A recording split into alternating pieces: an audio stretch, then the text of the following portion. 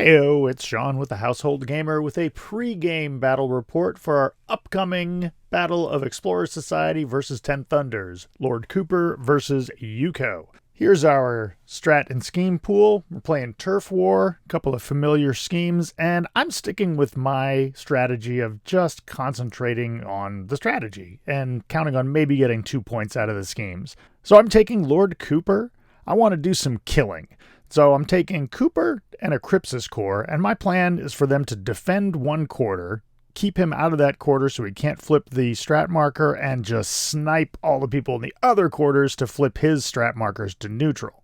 The Malosaurus Rex provides some more killing power, and I'm going to use him to direct the action to the center of the field so that hopefully I can turn off multiple strat markers from one position. I'm taking Artemis and Uller for my scheme runners. I'm picking Detonate Charges.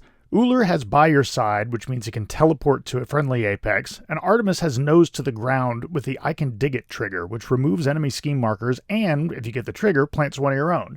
So I figured I can hop these guys around the board and hopefully put down a couple of charges next to an enemy model. I'm also taking Claim Jump. They could do Claim Jump at the end of the game, or I could do Claim Jump with Model 9, who is a nice killy model who can also be pretty quick. I'm throwing in a Hopeful Prospect. That's an easy 4 points. He's insignificant, but I've never played with him before, and he has the ability, if he kills something that's more expensive than him, he can morph into a new minion, so maybe I'll do that.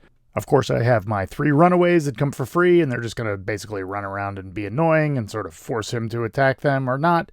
And hopefully I will remember to hand out Adversary Apex at the start of every turn. I forget that a lot. Let's see what my opponent's bringing. This is Matthew with the Household Gamer, and I'm going to go over some of the choices I made for the battle port with Youko. She's a master or leader that was just errated during the Gaining Grounds 2, and she basically received a trigger on every single one of her stats on the backside. She also gains slow on her melee attack, which is kind of handy when you combine it with Distracted and her Serene Continence, as well as her ability to make your opponent start the turn each turn with one less card in hand.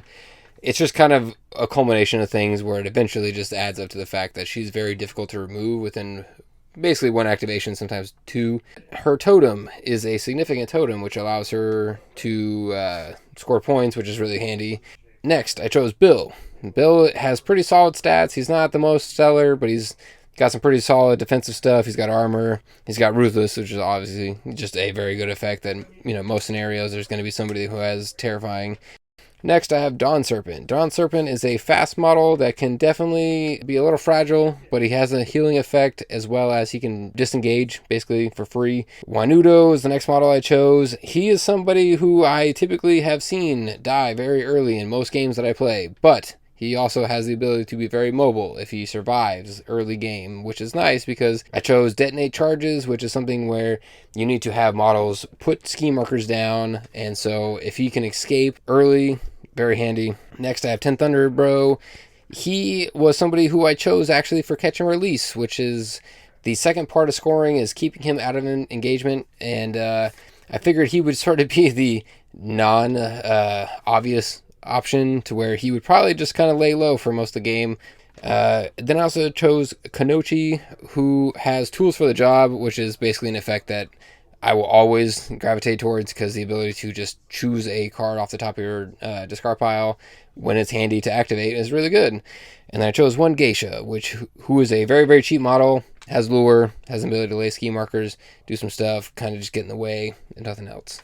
And that's who I chose, and I'll see you later.